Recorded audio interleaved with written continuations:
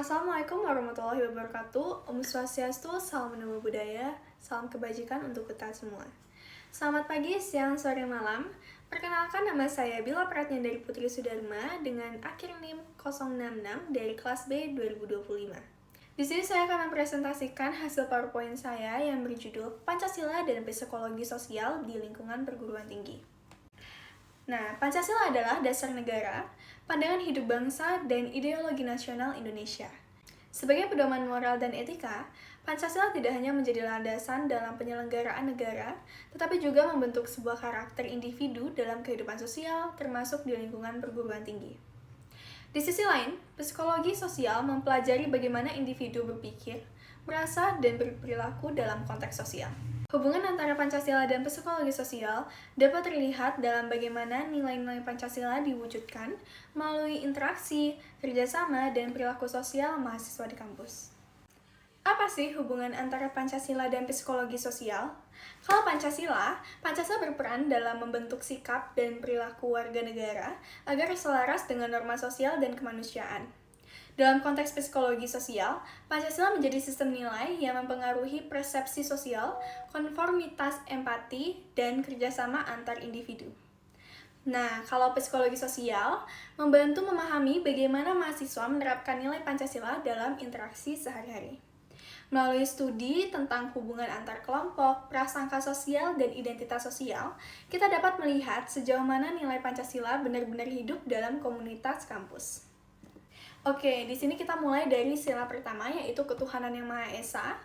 Aspek psikologisnya adalah membentuk kesadaran spiritual, toleransi beragama, dan empati antar pemeluk agama. Kalau implementasi di kampus, tercermin dalam sikap saling menghormati keyakinan, tidak memaksakan agama pada orang lain, serta menghargai kegiatan keagamaan kampus. Sila kedua, kemanusiaan yang adil dan beradab. Aspek psikologisnya adalah mengembangkan empati, penghargaan terhadap martabat manusia, dan kesetaraan sosial. Kalau di kampus, diterapkan melalui kegiatan sosial, kepedulian terhadap sesama mahasiswa, anti-bullying, dan penolakan terhadap diskriminasi ras, gender, atau status ekonomi. Setelah ketiga, persatuan Indonesia. Kalau aspek psikologisnya yaitu menumbuhkan identitas nasional dan rasa memiliki terhadap bangsa. Dan kalau di kampus, tampak dalam kerjasama lintas daerah dan budaya, kegiatan BEM atau UKM yang menghimpun mahasiswa dari berbagai latar belakang, serta semangat menjaga keharmonisan antar organisasi mahasiswa. Sila keempat, kerakyatan yang dipimpin oleh hikmat kebijaksanaan dalam permusyawaratan perwakilan. Aspek psikologisnya yaitu menumbuhkan kemampuan komunikasi, asertivitas, dan kemampuan berpikir kritis serta kolektif. Di kampus diwujudkan dalam kegiatan organisasi mahasiswa, forum diskusi, musyawarah pemilihan ketua kelas, atau pemilihan ketua BEM yang mengedepankan musyawarah dan mufakat. Nah, sudah terakhir setelah kelima yaitu keadilan sosial bagi seluruh rakyat Indonesia. Aspek psikologisnya mengembangkan keadilan distributif dan kesadaran terhadap hak serta kewajiban sosial. Dan di kampus terlihat dalam kebijakan bantuan pendidikan, sikap mahasiswa terhadap teman yang membutuhkan, serta keterlibatan dalam kegiatan sosial seperti volunteer atau pengabdian masyarakat. Next adalah dinamika psikologi sosial di lingkungan perguruan tinggi. Di sini ada 3. Yang pertama, konformitas sosial di kalangan mahasiswa. Mahasiswa cenderung menyesuaikan diri dengan norma sosial kampus.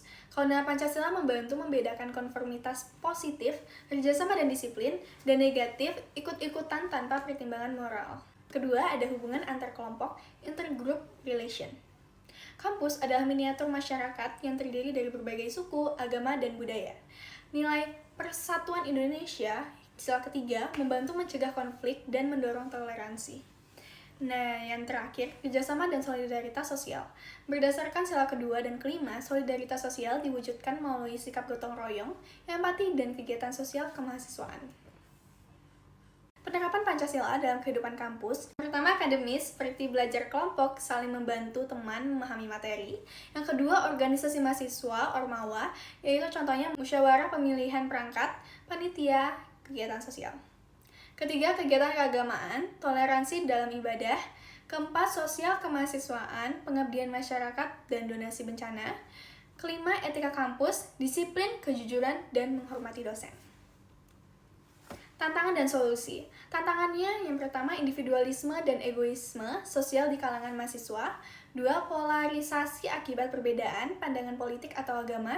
Dan yang terakhir, menurunnya empati dan kepedulian sosial. Solusi untuk mengatasi tantangan tersebut adalah mengintegrasikan pendidikan karakter berbasis Pancasila dalam kegiatan kampus, meningkatkan kegiatan lintas budaya dan sosial kemahasiswaan, mendorong dialog terbuka dan pembelajaran reflektif tentang nilai kemanusiaan dan toleransi. Kesimpulan dari presentasi saya kali ini adalah Pancasila dan psikologi sosial memiliki hubungan yang erat dalam membentuk karakter dan perilaku mahasiswa di perguruan tinggi.